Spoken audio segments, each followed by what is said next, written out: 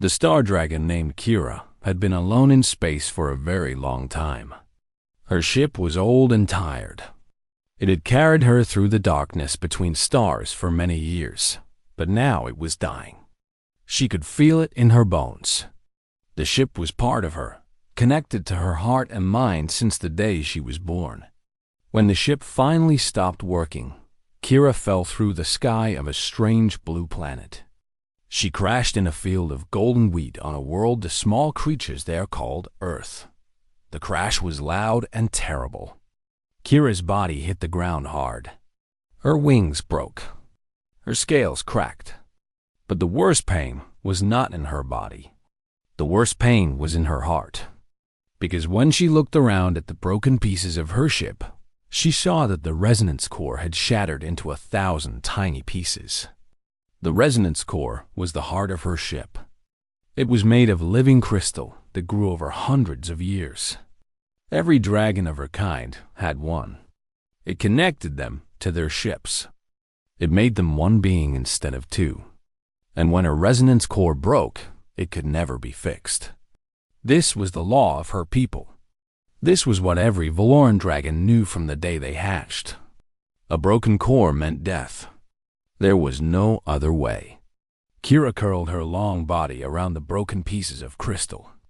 They still glowed a little, like dying stars. She began to cry. Her tears were large and hot and fell onto the ground like rain. She made a sound deep in her throat, a sad song that her people sang when they were ready to die. She did not know how long she lay there. The sun moved across the sky. The wind blew through the wheat.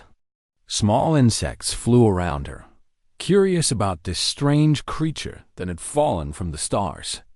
Then she heard footsteps. They were small footsteps, light and quick. Kira opened her golden eyes and saw a tiny creature walking toward her. It was a human child, a boy with messy black hair and round cheeks.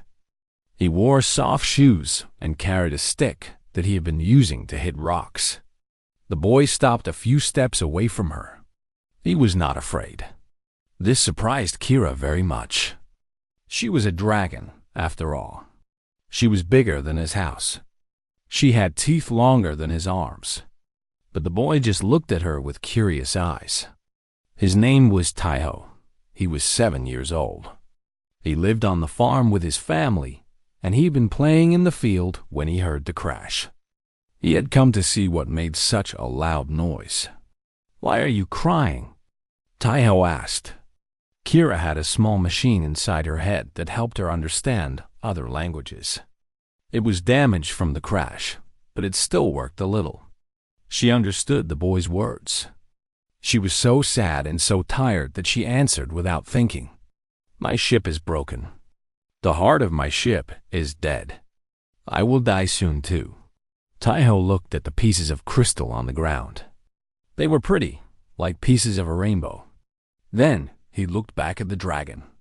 Her tears were still falling. Her beautiful scales, which should have been bright purple and silver, were becoming dull and gray. "Why will you die?" he asked. "Because my ship is part of me. When it dies, I die. This is how it has always been for my people. Can't you fix it?" Kira made a sound that might have been a laugh, but it was too sad to really be one. "No, little one. This cannot be fixed. The greatest minds of my people have tried for 10,000 years. A resonance core cannot be repaired. It can only be grown, and the knowledge to grow new ones was lost long ago." Taiho thought about this. His face scrunched up the way it did when he was thinking very hard about something. He looked at the broken pieces again. He looked at the dragon. He thought about all the times things had broken at his house. "Don't cry," he said. His voice was firm and sure. "My young can fix it." Kira blinked her large eyes. "You're Hyung, my big brother. Jinwoo Hyung. He can fix anything." Taiho nodded as he spoke, completely certain of what he was saying. "He fixed my robot toy when it broke into pieces. He fixed grandmother's music box that was older than anyone. He fixed the tractor when the repairman said it was dead forever. He can fix your ship too. Little one, you do not understand. This is not like your toys or your machines. This is living technology. It was grown, not built. When it breaks, it stays broken. No one in the whole galaxy can fix it. Taiho shook his head. He crossed his small arms over his chest. You don't know my brother. He's very smart. He goes to the big school in the city where they learn about machines and computers and all sorts of things. He can fix anything.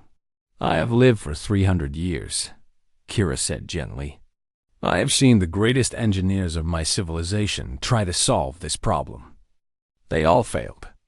Your brother, no matter how smart he is, cannot do what they could not do. But they didn't try the way Hyung tries, Taiho said. Hyung never gives up. He keeps trying and trying until he finds a way. That's what he always says. There is always a way. Kira looked at this small human child. He was so young, so innocent. He did not understand how the universe worked. He did not know that some things were truly impossible. But there was something in his eyes, something bright and stubborn and full of hope. It had been so long since Kira had felt hope. I will go get him, Taiho announced. He was already turning around, ready to run. Stay here. Don't die yet, okay? Just wait. Jinwoo Hyung will come, and he will fix everything. Little one, wait. But Taiho was already running. His small legs moved fast through the wheat field. He ran toward a farmhouse in the distance, its lights beginning to turn on as evening came. Kira watched him go. She should not hope. She knew she should not hope. Her people had spent 10,000 years learning that resonance cores could not be fixed. They had made it a law because it was true. Every dragon knew this. Every dragon accepted this. But as she lay there in the broken remains of her ship, watching the small human boy run to get his brother, Kira felt something warm in her chest. It was small and fragile, like a tiny flame in the darkness. Hope, it was foolish. It was impossible. But the boy had been so sure, so completely certain that his brother could help. He had not doubted for even a moment. Kira closed her eyes. She would wait. She did not believe the boy's brother could fix her ship. She did not believe anyone could fix it. But she would wait anyway, because a small human child had asked her to. Because for the first time in a very long time, someone had looked at her dying and said, "Don't cry. It will be okay." And maybe, just maybe, she wanted to believe that was true. The sun set over the farm. The stars came out, so different from the stars Kira knew. Somewhere in the farmhouse, a little boy was telling his family about the dragon in the field. Somewhere, a young man named Jinwoo was listening to his brother's wild story. And in the field, surrounded by broken crystal and dying light, a dragon waited. She waited for something impossible. She waited for hope to be true. Jinwoo was working on an old motorcycle in the barn when his little brother came running through the door. Taiho was breathing hard. His face was red from running. His words came out so fast that they all mixed together. Hyung, there's a dragon. In the field. She crashed from space and her ship is broken and she's crying and she says, she's going to die. But I told her you could fix it because you can fix anything and you have to come right now, please, please. Jinwoo put down his tools. He wiped the grease from his hands with an old cloth. He looked at his little brother with calm eyes. Slow down, he said. Take a breath. Now tell me again. What dragon? Taiho took a big breath. He tried to speak more slowly. There is a dragon. A real one. She fell from the sky and crashed in the wheat field. Her ship broke, and she says the heart of the ship is dead, and she will die too. But I told her you could fix it. Jinwoo was 19 years old. He was in his second year at the university in the city, studying engineering. He was good with machines. He was good with problems. He liked to take things apart and put them back together to understand how they worked. He did not believe in dragons, but he also knew his little brother. Taiho had a big imagination, but he did not lie. The last time Taiho came running with a crazy story, it was about a bird stuck in the old well. Everyone thought he was making it up, but Jinwoo went to look, and there was a crane with a broken wing that would have died without help. So Jinwoo did not say his brother was lying. He did not say dragons were not real. Instead, he picked up his toolbox, the big one with all his best equipment. "Show me," he said. They walked through the wheat field together. The sun had set, and the sky was getting dark. Stars were beginning to appear. Taiho held his brother's hand and pulled him forward. "She's very big," Taiho said, "and very beautiful. Her scales are purple and silver, but they're getting gray now because she's dying. And she cries. Her tears are huge." Jinwoo listened without saying anything. He was preparing himself for whatever they would find. Maybe it was some kind of animal. Maybe it was a crashed plane. Maybe it was something else entirely.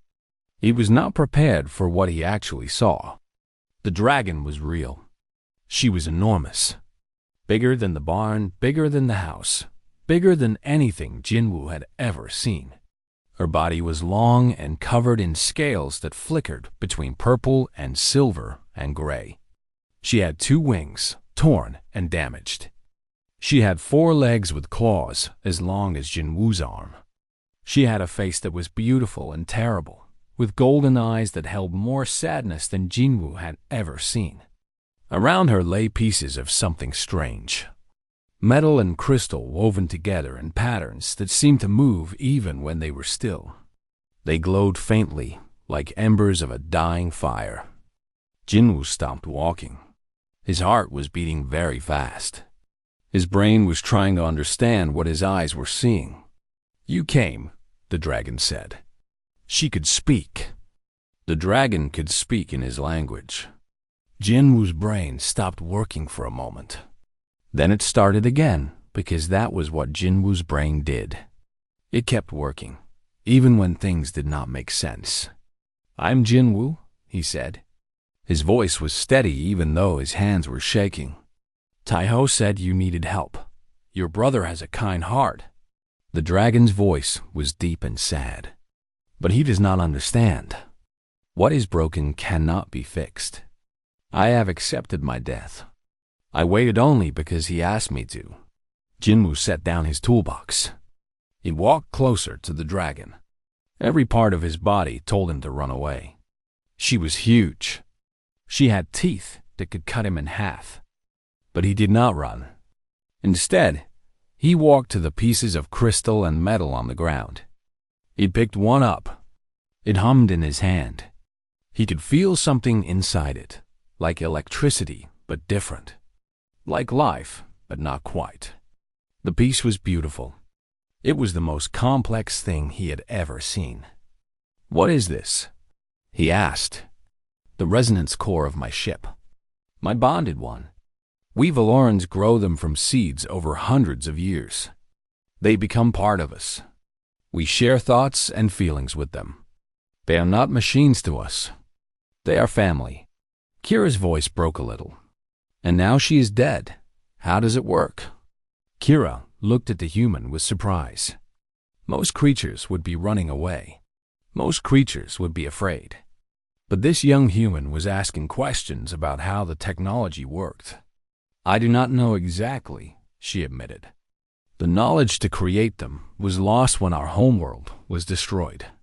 We know only that they must be grown. They are living crystal. They cannot be built with tools." Jinwoo turned the piece over in his hands. He looked at it very carefully. The break was clean, like glass that had cracked along invisible lines. Inside, he could see tiny patterns, like circuits, but made of light. "What if you're wrong?"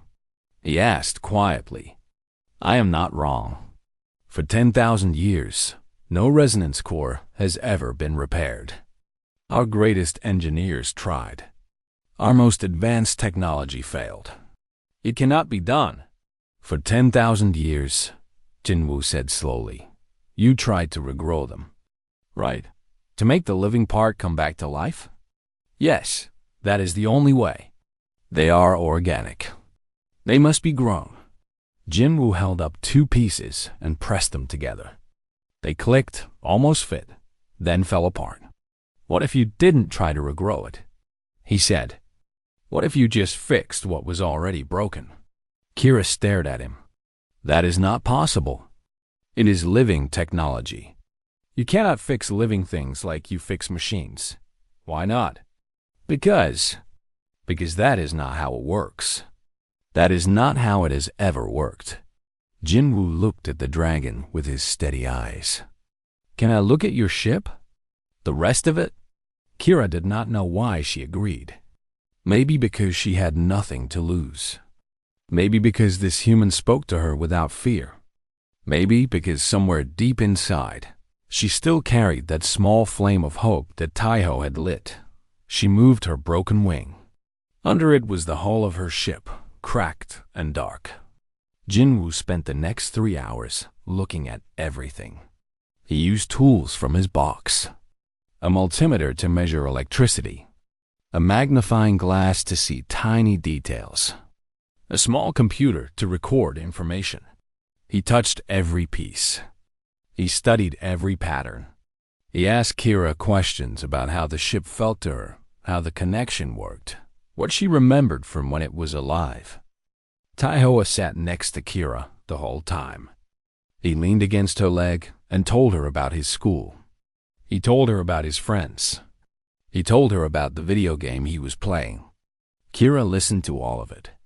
The boy's voice was warm and gentle, and it helped her forget her pain for a while. The sun rose. Jinwoo had not slept. His eyes were red and tired, but they were also bright with excitement. I need more equipment, he said finally. I need things from the university. Human, Kira said. Jinwoo, I thank you for trying. But this cannot. I'm not giving up. Jinwoo's voice was firm. He looked into the dragon's golden eyes. My brother told you I could fix this. I don't break promises he makes for me. Taiho, who had fallen asleep against Kira's leg, smiled in his sleep. Jinwoo picked up his toolbox. I'll be back. I need to talk to some people. I need to get some things. But I'll be back. He started walking toward the house. Then he stopped and turned around. The crystal conducts electricity, he said. The organic circuits respond to stimulus. The whole thing is dead, but it's dead like a stopped heart is dead. Not gone, just stopped. He paused. In human medicine, we learned how to restart stopped hearts. Maybe we can learn to restart this too. Then he was gone, walking fast through the wheat field. Kira watched him go. She did not believe he could do what he said, but she had seen something in his eyes. Something she had not seen in a very long time.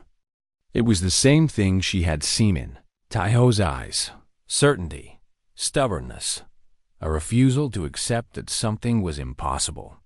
Kira looked down at the sleeping boy against her leg. So small, so fragile, so full of faith in his brother.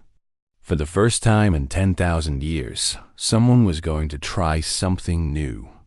And Kira was going to let them. The farm became a very strange place over the next 6 weeks. Jinwoo brought people from the university. At first, they laughed at him. A dragon? A spaceship? Living crystal technology? They thought he had gone crazy. But then he showed them the pieces of the resonance core.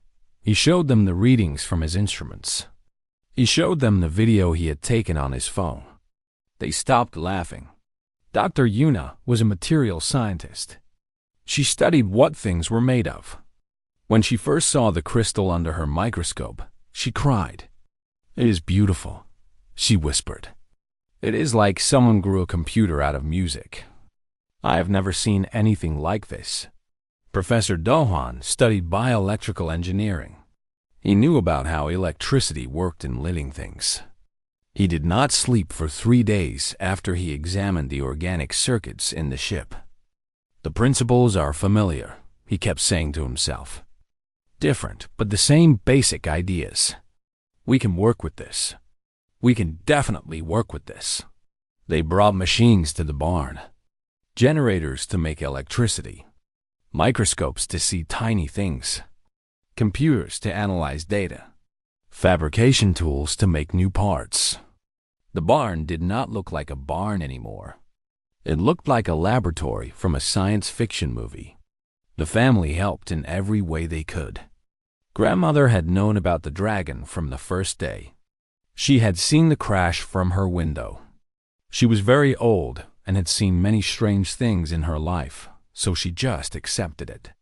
She added, "Feed alien guest" to her daily list of things to do. Kira liked her cooking. She especially liked the soup. Mother and father stopped asking questions after the second week. There was a dragon in their field. Scientists were working in their barn. Their oldest son was trying to do something impossible. What was there to ask about? Instead of asking questions, they started making sandwiches for the scientists. Taiho spent every day with Kira. The adults told him to stay out of the way. They said the work was dangerous and complicated. But Kira refused to let him leave. "This boy is the reason I am still alive," she told Jinwoo. "He told me to wait. He believed in you when I had given up hope. I will not send him away." So Taiho sat beside the dragon every day. He did his homework leaning against her warm body. He told her stories about everything. About his school and his teachers. About his best friend Minho, who could run faster than anyone. About the video games he liked to play. About the cartoons he watched on Saturday mornings. Kira listened to all of it. She learned so much about Earth and humans.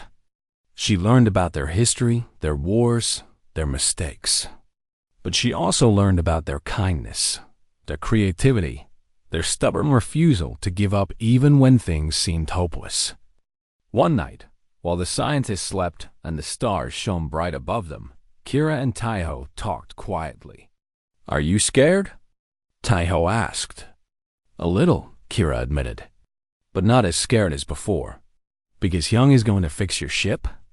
Because I have friends now." Kira looked down at the small boy with gentle eyes. "I have you. And your brother. And all these humans who are working so hard to help me. Even if this does not work, I am not alone anymore. That makes everything less scary." Taiho thought about this. "I was scared when I started school," he said. "I didn't know anyone. But then I met Minho, and we became friends. And after that, school wasn't scary anymore." "Yes," Kira said. "That is exactly what I mean." In the barn, Jinwoo was working on something he called the pacemaker. In human medicine, a pacemaker was a small device that helped hearts beat when they could not beat on their own. It sent tiny electrical signals to the heart muscle, telling it when to pump.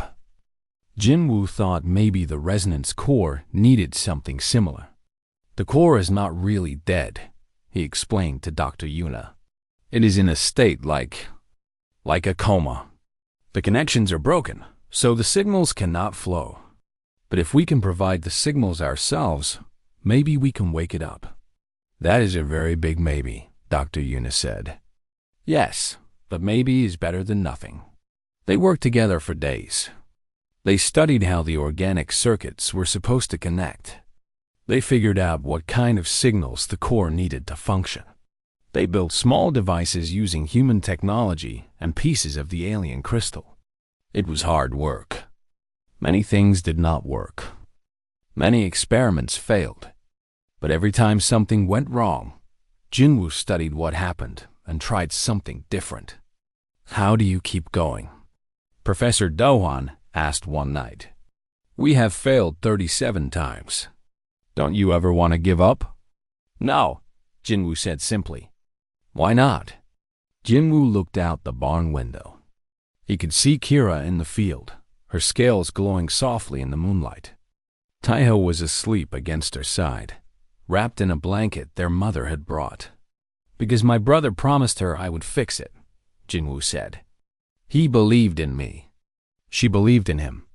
I cannot let them down." Professor Dahwan was quiet for a moment.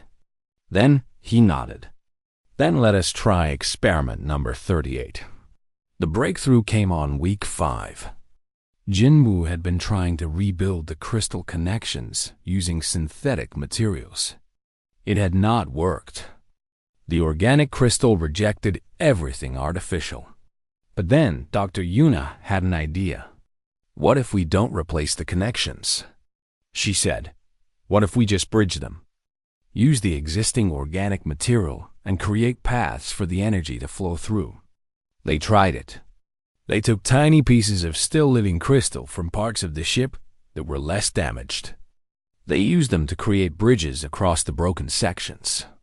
It was slow, careful work. One wrong move, and the whole thing could shatter again. But it worked. The first time energy flowed through the repaired section, everyone in the barn cheered. The crystal glowed brighter. It hummed with a sound that was almost like singing. Kira felt it. Out in the field, she lifted her head suddenly. "What was that?" "I felt something." Taiho jumped up from his homework. "What? What did you feel?" "Warmth. For just a moment, I felt warmth where there has been only cold." Tears began to fall from Kira's eyes again, but these were different tears. "Is it working? Is it really working?" Jinwoo came out of the barn. He was covered in dust and grease. His eyes were tired but shining. "We made progress," he said. "We found a way to make the connections work. But we still have a long way to go. The whole core needs to be reassembled. And we need to figure out how to restart it once it's whole again. But it's possible?" Kira's voice trembled. "It is truly possible?" Jinwoo smiled. It was a small smile, tired but real. "My brother said I could fix it. He has never been wrong about me yet." That night, for the first time since she crashed, Kira slept peacefully. She dreamed of flying again. She dreamed of the stars. She dreamed of a small human boy who refused to let her give up, and a young man who was doing the impossible because his little brother believed he could. In the barn, the work continued. More bridges were built. More connections were repaired. The resonance core slowly came back together, piece by piece, like a puzzle being solved. It was not the same as the original. It could never be exactly the same. But it was something new.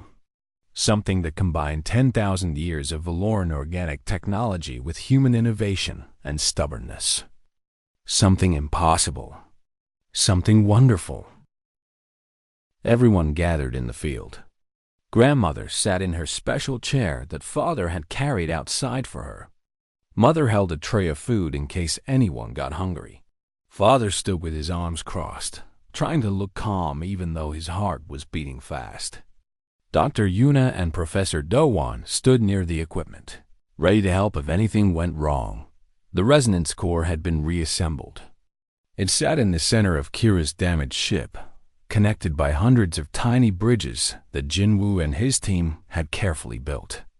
It was not the same as the original core, where there had been only organic crystal before. Now there was a mixture of alien and human technology.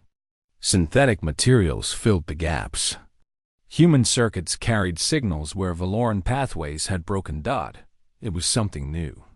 Something that had never existed before. Taeho sat in front of Kira, holding one of her huge clawed hands in both of his small ones. He was not scared. He had never been scared, not even when he first found a crying dragon in his family's field. "It is going to work," he told her. His voice was calm and sure. Hyung always fixes things. Kira looked down at the small human boy. 6 weeks ago, she had been ready to die. She had accepted her fate. She had begun the mourning song of her people. But this child had refused to let her give up. "Thank you, Taiho," she said softly. "Thank you for believing. You don't need to thank me. Just wait and see. It's going to be amazing." Jinwoo took a deep breath. He looked at the resonance core, glowing faintly in the evening light. He looked at the dragon, her scales still gray, but with hints of color beginning to return. He looked at his little brother, so confident, so full of faith. He thought about everything they had done. 53 experiments that failed. Hundreds of hours of work. Thousands of tiny decisions that could have gone wrong. And now, everything came down to this moment. "Okay," he said. "Let's wake her up." He connected the final wire. For a long moment, nothing happened. The field was completely silent. Everyone held their breath. The wind stopped blowing. Even the insects seemed to pause their sounds. Then the crystal began to glow. It started at the center, where Jinwoo had installed the pacemaker. A soft blue light appeared, like the first spark of a fire. The light spread outward, following the pathways they had built.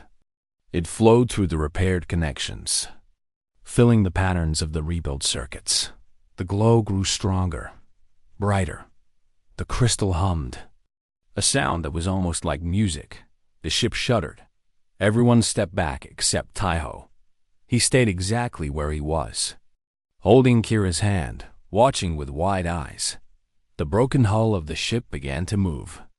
Segments that had been dark and dead started to shift.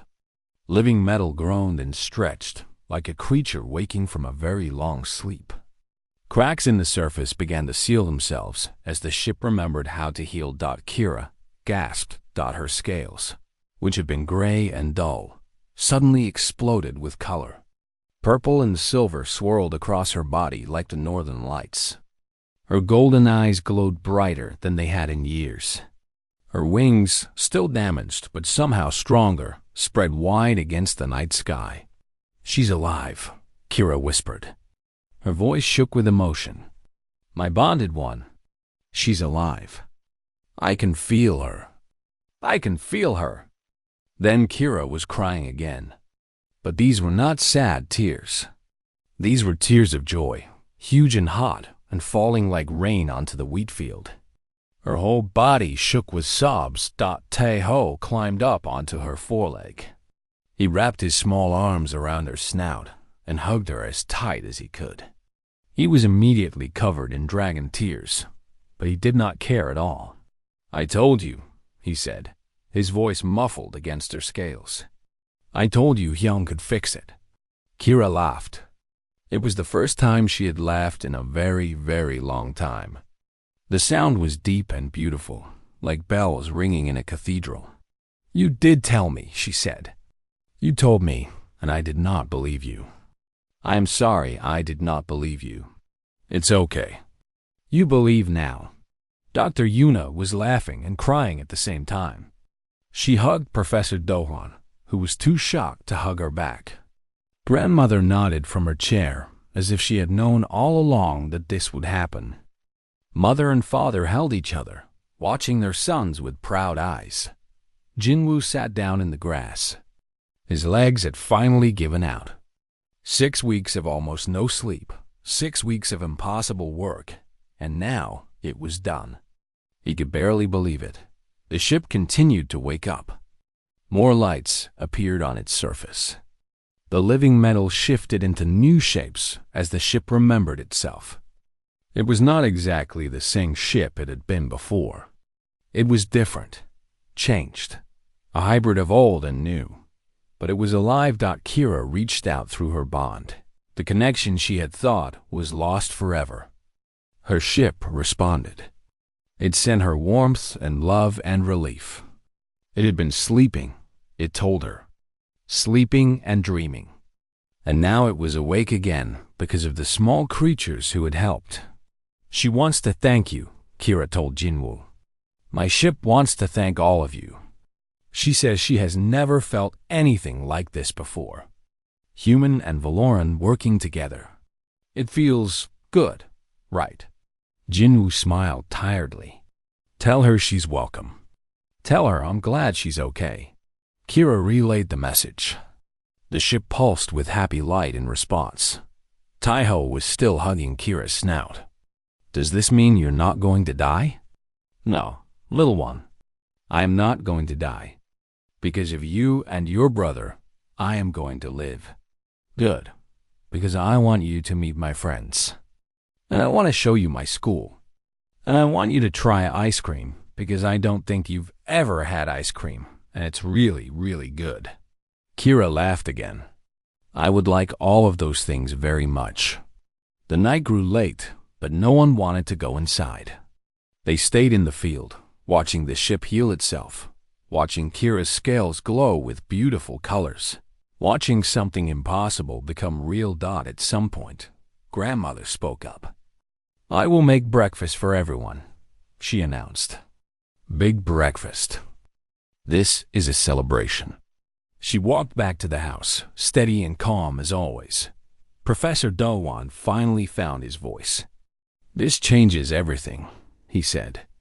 "Everything we thought we knew about technology, about what is possible. This changes everything." Dr. Yuna nodded. "We need to document everything. We need to understand exactly how this works. This could help so many people. Not just dragons, everyone." Jinwoo nodded, but he was not really listening. He was watching his little brother, still perched on Kira's foreleg, chattering happily about all the things they would do together now. Taiho had never doubted. Not for a single moment. He had looked at something impossible and said, "My brother can fix it." And because he believed, others believed too. Kira felt her ship settle into a peaceful state. It was healed. Not perfectly, but well enough. They would fly again. They would see the stars again. But something had changed in Kira too. Not just her ship, but herself. She had learned something from these humans. She had learned that sometimes the impossible was only impossible because no one had tried the right way yet. For 10,000 years, her people had accepted that resonance cores could not be repaired. They had made it a law. They had stopped trying, but humans had not accepted anything. Humans had just looked at the problem and started working. Maybe that was the secret, Kira thought. Not intelligence, not advanced technology, just the stubborn refusal to give up. She looked down at Taiho, now yawning sleepily against her scales, and it had started with one small boy who loved his brother and believed in him completely. "Don't cry," he had said. "My brother can fix it." And he was right. Kira's ship had sent a signal the moment it woke up. That signal crossed the stars and reached the Valoran remnant fleet within days.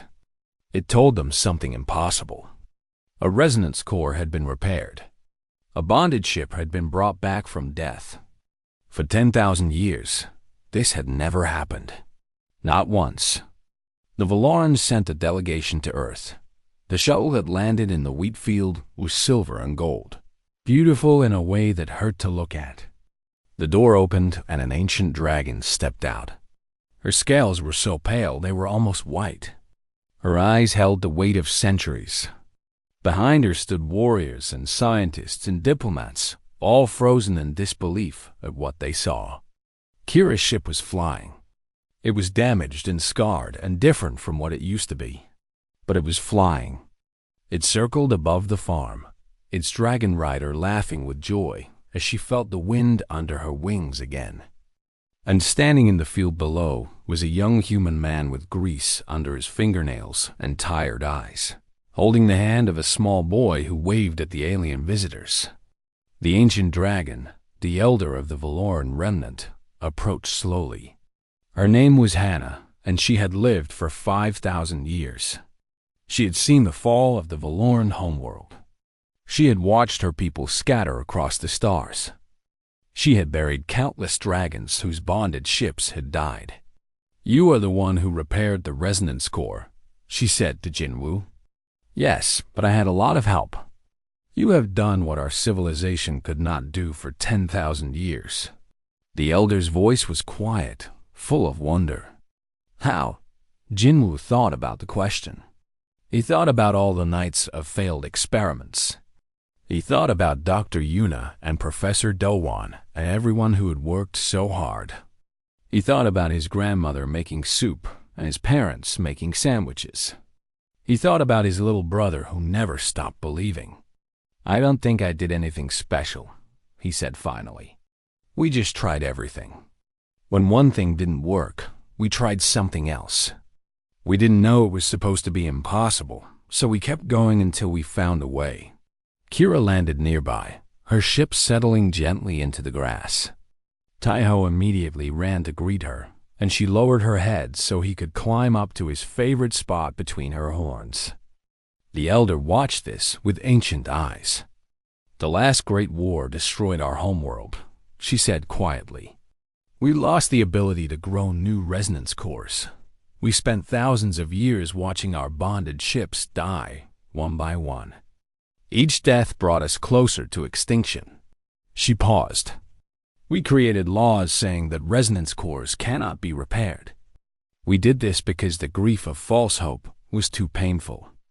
We stopped trying because we could not bear to fail anymore." The elder looked at Kira, radiant and alive. She looked at Taiho, sitting happily on the dragon's head, laughing at something she had said. "Perhaps we were too old," the elder continued. "Too tired.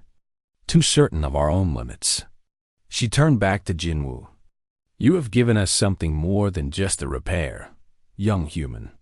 You have given us possibility." Dr. Yuna stepped forward, excitedly. "If we could share knowledge, we could help each other so much. Human technology and Valoran technology together. Imagine what we could create.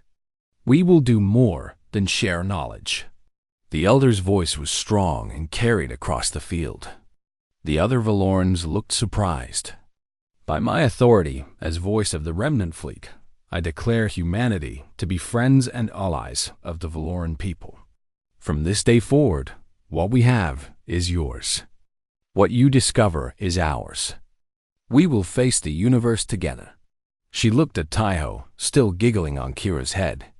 A child believed the impossible was possible. His brother made it true. This is what humanity can do. A small smile appeared on the elder's ancient face. "I think we have much to learn from each other." The days that followed were busy and wonderful. The Valorans shared their knowledge of space travel and medicine and science. The humans shared their creativity and problem-solving and stubborn refusal to give up. Together, they began to create new things that neither could have made alone. Other resonance cores were repaired. Dragons who had been waiting to die were given new life. Ships that had been silent for centuries began to fly again. The farm became famous. People came from all over the world to see where the miracle had happened. Scientists came to study. Leaders came to talk. But grandmother kept making soup, and father kept tending the crops, and mother kept making sandwiches for anyone who was hungry. Some things did not change, even when everything else did. 10 years later, the galaxy was a different place. The Valaran-Human Alliance had changed everything. Together, they had built new ships that were not just grown or built, but both. They had traveled to distant stars and made friends with other species. They had shown the universe that the impossible was just something that hadn't been done yet. Jinwoo became the greatest engineer in the Alliance. He led teams of researchers who did impossible things every day. He turned down titles and honors and important positions. He preferred to stay in his laboratory, working on problems, getting grease under his fingernails, finding solutions that shouldn't exist. Taiho grew up among dragons. At 17, he was the youngest human ever accepted into the Valoran Bonding Academy. His teachers said he had a special gift. He understood dragon ships in a way that even native Valorans struggled to match. It is because he never learned that they were supposed to be mysterious. Kira explained, watching Taiho work with a new group of hatchling ships. He just talked to my ship like she was a friend who needed help. She has never forgotten that. Kira's ship hummed in agreement. She had taken a name during her rebirth, the first resonance ship in 10,000 years to choose a name for herself. She called herself Hope. Taiho looked up from the hatchling he was tending. He saw Kira watching and waved with a big smile.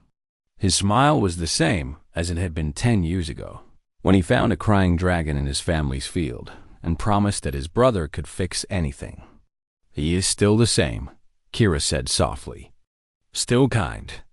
Still believing. Still refusing to accept that anything is truly impossible. That is the human way, said Elder Hana, who had come to watch the training. They are young, but they are strong. They bend where we would break. They try where we would surrender. They gave us hope when we had none. Yes, the elder nodded slowly. And hope, it seems, can fix almost anything. That night, there was a celebration. Humans and dragons gathered together, eating and laughing and telling stories. Jinwoo was there with Dr. Yuna and Professor Dohwan, who were now his closest partners. Taiho was there with Kira, the two of them as close as siblings. Grandmother was there too, very old now but still sharp and strong. She sat in her special chair and watched everyone with wise eyes. "Are you happy, Grandmother?" Taiho asked her. "I am very happy," she said. "I've lived long enough to see my grandsons change the universe. What more could an old woman want?" Taiho hugged her gently. Then he went back to Kira and climbed up onto her head, his favorite spot since he was 7 years old. The stars shone bright above them. The same stars Kira had traveled through before she crashed. The same stars that humans were now exploring with their new Valoran friends. The galaxy was vast and dark and full of problems that seemed impossible to solve. But humans had a talent for refusing to accept impossible. And now, they were not alone. Kira thought about the day she crashed in the wheat field. She had been ready to die. She had accepted her fate. But a small human boy had refused to let her give up. "Don't cry," he had said. "My brother can fix it." She had not believed him. How could she? For 10,000 years, her people had known that resonance cores could not be repaired. It was law. It was truth. But Taiho had not cared about laws or truths. He had cared about his brother and about helping someone who was sad. And because he believed, his brother believed. And because they believed, others believed. And because they all believed, the impossible became possible. That was the real miracle. Kira understood now. Not the technology, not the repair. The real miracle was belief. The stubborn, wonderful, human belief that things could get better if you just kept trying. "What are you thinking about?" Taiho asked from his spot on her head. "I am thinking about how glad I am that I crashed in your field." "Me too." Taiho laughed. "Best thing that ever happened." Kira smiled. Yes, she thought. It really was. The party continued late into the night. Stories were told. Songs were sung. Plans were made for the future. And somewhere among the stars, Hope flew through the darkness, carrying her dragon and her memories and her new name. She flew toward tomorrow, toward new adventures, toward more impossible things waiting to be made possible. Because that was what humans and dragons did now. Together. Forever. "Don't cry," the little human boy had said. "My brother can fix it." And his dragon friend had believed him. That belief changed everything.